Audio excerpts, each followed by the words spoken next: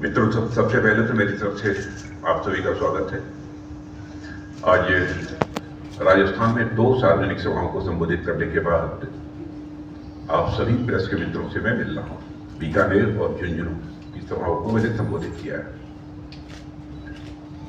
आप जानते हैं 2014 में देश के क्या हालात थे।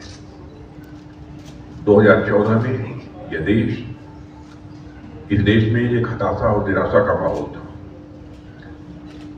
महंगाई और भ्रष्टाचार से हमारा देश जूझ रहा था और अर्थव्यवस्था और देश की व्यवस्था दोनों कराह रहे थे। उसके बाद 2014 में प्रधानमंत्री के रूप में मोदी जी का आना, उनके नेतृत्व में एनडीए की सरकार का बनना और सरकार के कामकाज को देखने के बाद इस देश की जनता में इस सरकार के प्रति भरोसा और विश्वास तेजी के साथ बढ़ा है। आज मैं कह सकता हूं कि आज दुनिया के राष्ट्राध्यक्ष भी यह मानते हैं कि इस विश्व में 21वीं सदी यदि किसी की यह है तो हमारे भारत की है। इस सीमा तक केवल भारत में ही नहीं बल्कि अंतर्राष्ट्रीय जगत में भारत के प्रति एक विश्वास, भारत के प्रति एक भरोसा बढ़ा है। ऐसी स्थिति पैदा हुई है। अर्थव्यवस्था की दृष्टि से देखें तो 2014 में भारत अर्थव्यवस्था के आकार, इकॉनमी की साइज के मामले में दुनिया में 11वें स्थान पर खड़ा था। आज वो भारत जंप लेकर 5वें स्थान पर पहुंच गया है। मैंने फ्रेजाइल 5 कंट्रीज में जिस भारत की गणना होती थी, आज वो फ्रेजाइल 5 से निकलकर यह भारत फेबुलस 5 में आकर खड़ा हो गया है। और भारत की ही नहीं बल्कि अंतर्राष्ट्रीय जगत की मानी जानी जो फाइनेंशियल फर्म्स हैं, वित्तीय संस्थाएं, अब वो अभी कहने लगी हैं कि वह दिन दूर नहीं है कि 2027 आते आते ही यह भारत दुनिया की टॉप 3 कंट्रीज में आकर खड़ा हो जाएगा। यानी एक अमेरिका होगा, चाइना होगा और भारत भी होगा। अब हमारे प्रधानमंत्री का यह संकल्प है, हम सभी का यह संकल्प है कि 2047 तक हमें भारत को एक विकसित भारत बनाना है। डेवलप्ड कंट्रीज के रूप में हम भारत को खड़ा करना चाहते हैं। प्रधानमंत्री कुछ महीने और वर्षों की बात नहीं, वो बात यदि करते हैं तो दशकों की करते हैं, सदियों की करते हैं। बराबर प्राइम मिनिस्टर की दृष्टि दूर की होती है। और आज जिस तेजी से काम हो रहा है, मैं विश्वास के साथ कह रहा हूं कि हर व्यक्ति यह महसूस कर रहा है कि देश का भविष्य उज्जवल है और देश का भविष्य उज्जवल होने के प्रति समस्त देशवासी इस समय पूरी तरह से आश्वस्त है। सारा भारत यह भी मानता है क्रेडिबल पॉलिटिकल पार्टी, सर्वाधिक विश्वसनीय राजनीतिक पार्टी जिसके वर्ड्स और डीड्स, जिसके कृति और कथन में कोई अंतर न हो, जिसके कहने और करने में कोई अंतर न हो, ऐसी यदि कोई पॉलिटिकल पार्टी भारत में है तो वह भारतीय जनता पार्टी है। और हमारी गवर्नमेंट की भी क्रेडिबिलिटी पर कोई भी प्रश्न चिन्ह नहीं लगा पाया। हमारी साख, हमारी विश्वसनीयता, हमारी क्रेडिबिलिटी भारत में ही नहीं सारी दुनिया में बढ़ी है। और यह बात मैं कह रहा हूं, इसके पीछे कुछ आधार है हमारे। जब हम लोगों ने इलेक्शन मैनिफेस्टो जारी किया, इलेक्शन मैनिफेस्टो में जो भी हमारे कमिटमेंट थे, जो हमारे वादे थे, अक्षरशः हम लोगों ने उस वादे को पूरा किया।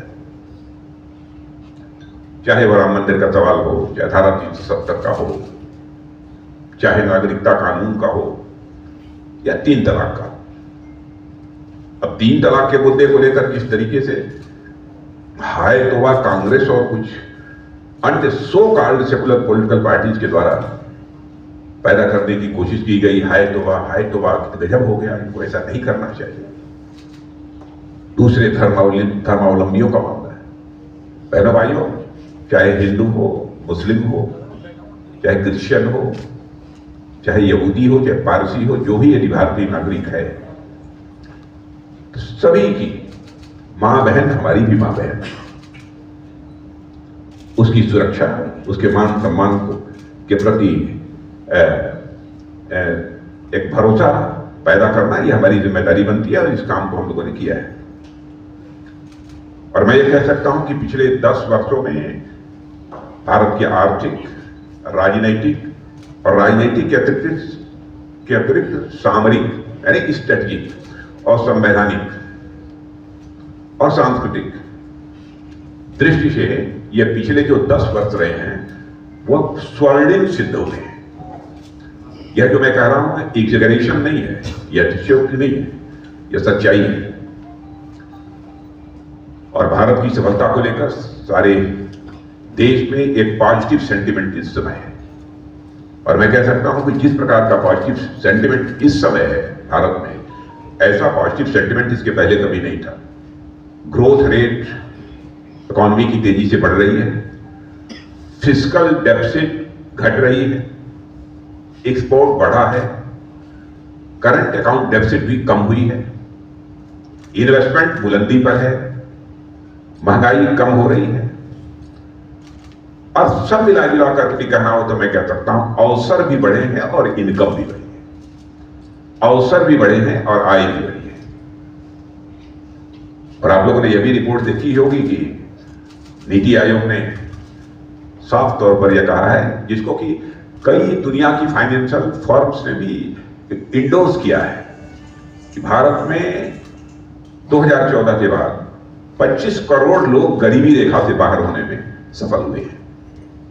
25 करोड़ लोग को हम लोगों ने गरीबी रेखा से बाहर किया है। बैंक का एनपीए, नॉन परफॉर्मिंग एसेट में रिकॉर्ड कमी आई है।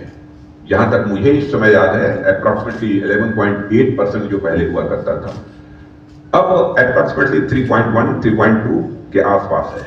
या हो सकता है कि इन दिनों में लेस देन 3 हो गया हो, 3% हो गया हो। मोदी जी की गारंटी का जहां तक प्रश्न है, सारे भारत को भरोसा है।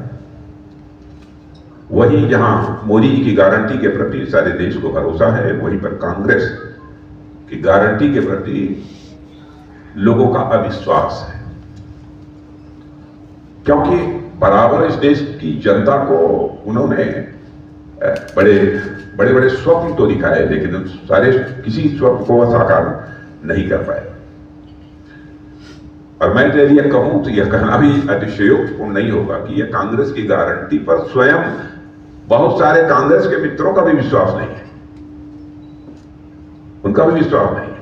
आपने देखा होगा जबकि इनका न्याय पत्र जो इलेक्शन मैनिफेस्टो है कांग्रेस का जारी हो रहा था, और क्या क्या यह गवर्नमेंट बनने पर करेंगे जब ये बता रहे थे, तो उस समय तालियां नहीं बज रही थी, तो उनके अध्यक्ष ने ही कहा तालियां तो बजाओ। ऐसी स्थिति पैदा हो गई। चिदंबरम जी बोल रहे थे ओल्ड पेंशन स्कीम पर, ओपीएस पर। ओपीएस का नाम तो लिया कांग्रेस ने, लेकिन चिदंबरम जी ने कहा कि चूंकि सरकार माने मोदी लेड गवर्नमेंट इसकी समीक्षा कर रही है, इसलिए इस संबंध में कुछ नहीं कहूंगा। मैं धन्यवाद देना चाहता हूं कि हमारी सरकार के प्रति उन्होंने अपना भरोसा व्यक्त किया है। और कांग्रेस ने अपने न्याय पत्र में 3 लाख नौकरियों की भी देने की बात कही थी, और रहे हैं सरकार में क्या किया है यह बताने की आवश्यकता नहीं है। और यही कांग्रेस है कि हमारे सुरक्षा के जवानों के लिए बुलेट प्रूफ जैकेट्स, हेलमेट, अन्य भी जो आवश्यक सामग्रियां चाहिए थी उनको मुहैया नहीं करा पाई, और आज वो तरह के आश्वासन दे रहे हैं। इनके समय में डिफेंस डील जो होती थी, रक्षा सौदे जो होते थे, उसमें भी बड़े घोटाले हुए हैं। सारा देश इससे अच्छी तरह अवगत है। और आज एक भी चार्ज हमारी गवर्नमेंट के ऊपर या रक्षा सौदों को लेकर नहीं लग पाया है। यह भी हमारा एक बहुत मेजर अचीवमेंट है। प्रधानमंत्री जी ने आह्वान किया था इस देश का कि अब रक्षा, भारत को तो आत्मनिर्भर बनाना ही है, रक्षा क्षेत्र में भी भारत को आत्मनिर्भर बनना है। यानी तोप हो, गोले हो, मिसाइल हो, फाइटर प्लेन्स हो, एमिनिशंस हो, यह सब बनने चाहिए तो भारत में बनने चाहिए, भारतवासियों के हाथों से बनने चाहिए।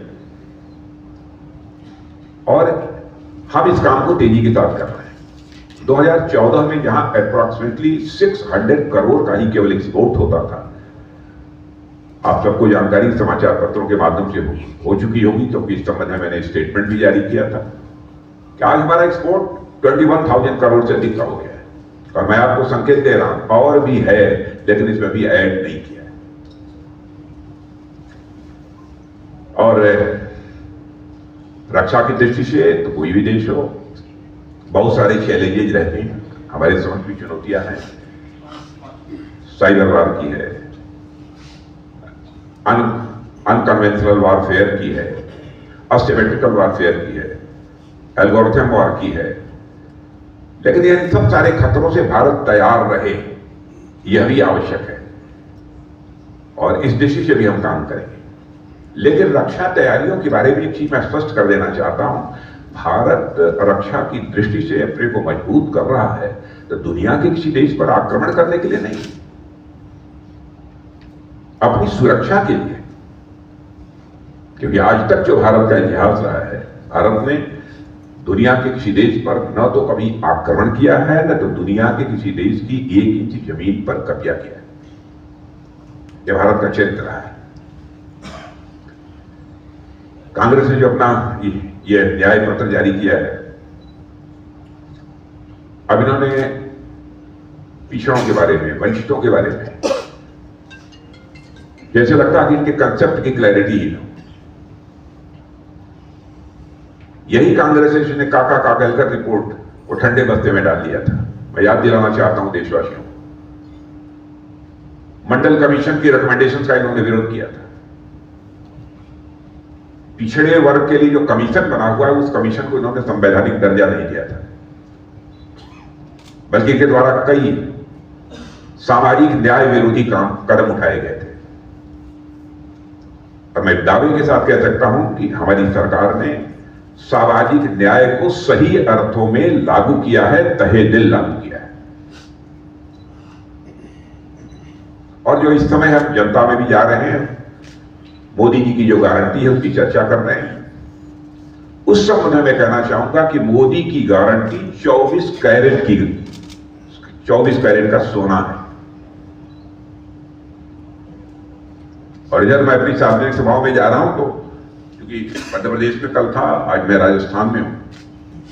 मध्य प्रदेश में भी 3-4 महीने पहले चुनाव हुए थे, यहां भी यही स्थिति रही है, लगभग 4 महीने पहले चुनाव हुए थे। तो मैं जनता से मैं पूछ रहा था, बार बार चुनाव होना कैसा लगता है? उन्होंने कहा साहब नहीं होना चाहिए। और देखिए हमारे प्रधानमंत्री की दूरदृष्टि, इन्होंने इसके पहले ही हमारे भारत के पूर्व राष्ट्रपति आदरणीय रामनाथ जी कोविंद के नेतृत्व में कमेटी बना दी थी कि 1 नेशन 1 इलेक्शन, इसकी संभावनाओं पर वो विचार करें और अपनी रिपोर्ट दें। और उस कमेटी ने महामहिम राष्ट्रपति महोदया को अपनी रिपोर्ट भी दे दी है। और मध्य प्रदेश, राजस्थान में मैंने देखा कि जनता एकदम बिल्कुल सहर्ष इसका समर्थन कर रही है। माने बोलते ही ट्रेमेंडस क्लैपिंग हो रही है उनकी तरफ से। और मुझे तो लगता है कभी कभी कि क्या हो गया है कांग्रेस को, जिसे नहीं कहा गया मति मारी गई है, बुद्धि मारी गई है कहा जाता है। अब मुझे लोगों ने बताया कि साहब कांग्रेस के अध्यक्ष जी आए थे, उन्होंने कहा कि साहब धारा 370 और राजस्थान का क्या लेना देना। आप कल्पना कीजिए,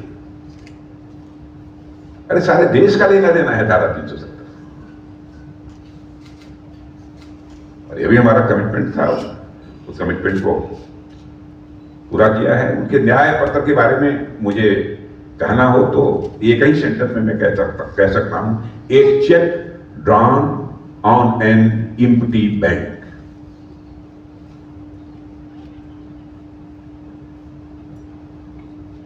तो इस समय बस केवल इतनी ही बात आप सबके बीच में रखनी थी। आप कुछ हाँ बोलिए। 2019 में जब चुनाव थे उससे पहले एयर स्ट्राइक 282 से आप 303 होने वाला। देखिए इन सब सारे मामलों का हम चुनावी दृष्टि से, नजरिए से नहीं देखते, उस दृष्टि से नहीं देखते। सुरक्षा का संकट यदि भारत पर पैदा होगा जब कभी भी, उसको चुनाव से जोड़कर नहीं देखा जाना चाहिए। उसका मुकाबला करने के लिए भारत तैयार रहेगा। लेकिन भारत, मैं दूसरी बात दोहराना चाहता हूं, भारत अपने सभी पड़ोसी देशों के साथ अपने अच्छे रिश्ते बनाकर रखना चाहता है और अपेक्षा भी करता है कि वो भी इसी रूप में रिस्पॉन्ड करेंगे।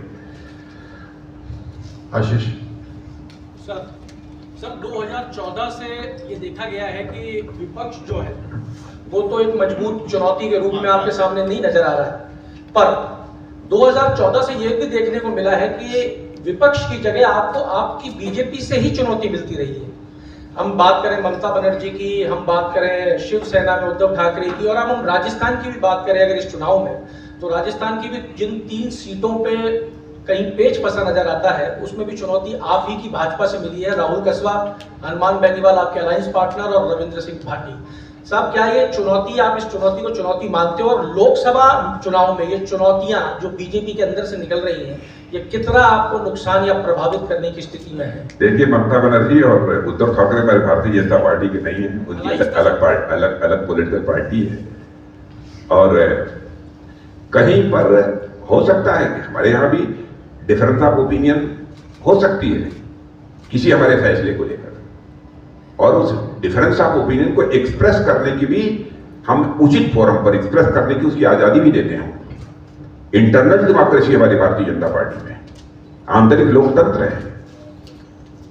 लेकिन मैं दावे के साथ कह सकता हूं कि आजाद भारत में जितनी भी पॉलिटिकल पार्टी रही हैं उनमें इंटरनल डेमोक्रेसी यदि किसी पॉलिटिकल पार्टी में है तो भारतीय जनता पार्टी में, अब कहीं पर कुछ यदि डिफरेंसेस यदि वर्कर्स में, लीडर्स में यदि पैदा भी हुए स्टेट लेवल पर, जिले लेवल पर, तो उसको हम लोग सॉर्ट आउट करते हैं।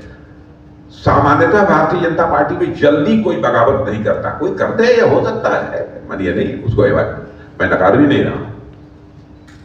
राजनाथ सिंह जी, मेरा ये सवाल था कि आप देश के रक्षा मंत्री हैं और लगातार विपक्ष के रूप में कांग्रेस कह रहा है कि चीन ने हमारा काफी जमीन को कवर कर लिया, और अब लद्दाख में मिस्टर वांगचुक भी कह रहे हैं, तो आपको क्या लगता है क्या हो रहा है? ये पॉलिटिकल है या उस पर सरकार को बोलना चाहिए? अब क्या बात करें इन लोगों के बारे में,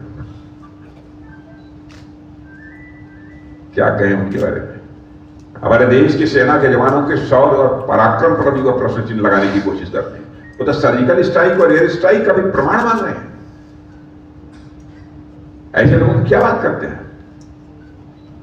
सर, मेरा सवाल है कि पुरुषोत्तम रूपाला जी की टिप्पणी से गुजरात में राजपूत समाज जो है नाराज है, तो आप राजस्थान के दौरे पे आए हैं, यहाँ से भी कई नेता वहाँ गए थे, उनको गिरफ्तार किया गया, तो कहीं उसका इम्पैक्ट राजस्थान में या पड़ोसी राज्यों में देखने को मिलेगा? इसको किस तरह से आप देखते हैं? नहीं, देखेंगे, मामला सॉर्ट आउट होगा। ऐसा नहीं है कि मैंने हमारी पार्टी का कोई नेता किसी जाति अथवा किसी पंथ अथवा किसी मजहब के खिलाफ नहीं है।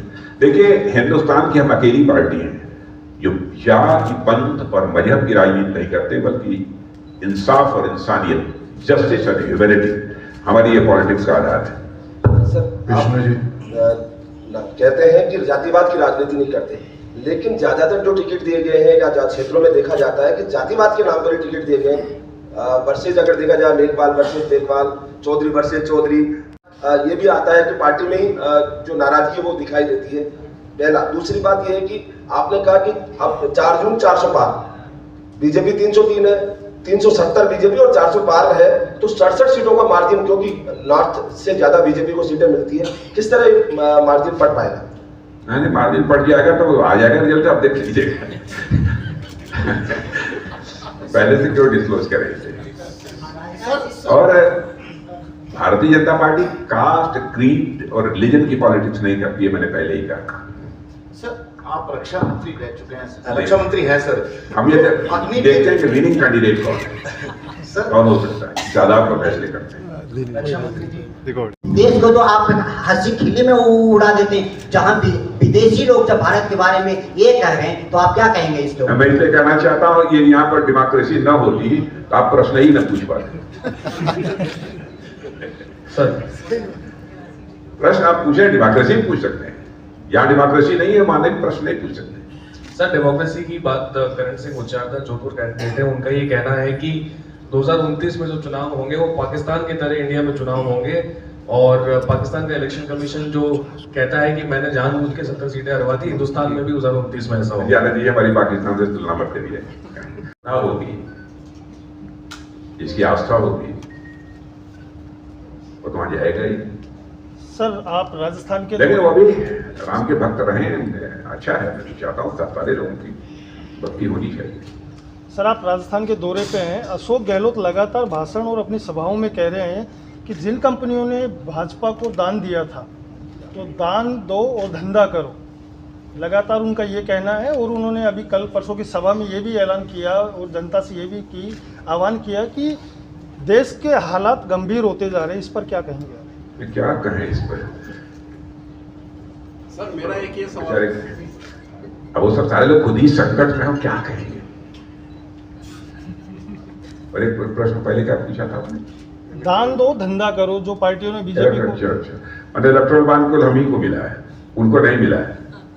इलेक्ट्रल बॉन्ड उनको भी मिला है, हमको भी मिला है। मेरा एक सवाल सर ये था कि राजस्थान में कांग्रेस के जो अध्यक्ष, मेरा कंप्लीट हो जाए कि मैं आरएसएस को बिल में चला दूंगा, बिल में घुसेड़ दूंगा, उनका जो कहना था आरएसएस को। मैं ये कहना चाह रहा था सर, इसी सरकार ने, बीजेपी के बजरंग सरकार ने, बड़ा सटीक उत्तर है लेकिन दूंगा नहीं। उनको सर मंत्रियों वाला बंगला दिया है। कौन कहाँ घुसा देगा? सर उनको मंत्रियों वाला बंगला मिला है।